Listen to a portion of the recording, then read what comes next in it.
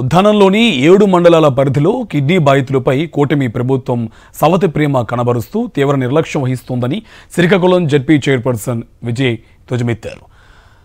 Kaviti community health centre అక్కడే ఉన్న dialysis కేంద్రాలను సందర్శించారు. ఆమె టీడీపీ ప్రభుత్వంలోనే కిడ్నీ బాధితులకు పెన్షన్లు అందించి డయాలసిస్ చేయించామని అసెంబ్లీలో ఎమ్మెల్యే బెందాలం అశోక్ చెప్పడం హాస్యాస్పదంగా ఉందన్నారు.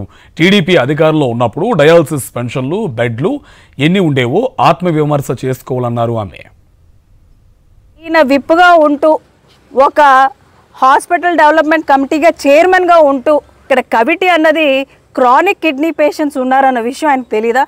మరి హాస్పిటల్ కమిటీ డెవలప్మెంట్కి చైర్మన్గా ఉంటూ ఎందుకు ఆయన చేర్చలేదు? ఒక సామాన్య ఎమ్మెల్యేగా అక్కడికి వెళ్ళి ప్రశ్నిస్తుంటే నిజంగా చాలా హాస్యాపదంగా ఉంది. ఇవాళ వాళ్ళ గవర్నమెంట్లోనే డయాలసిస్ పేషెంట్స్ కానీ పెన్షన్స్ ఇచ్చారని నిజంగా అశోక్ గారు మీరు ఒక్కసారి మీ వర్డ్స్ అన్నిటిని కూడా కరెక్ట్ చేసుకోవాలి.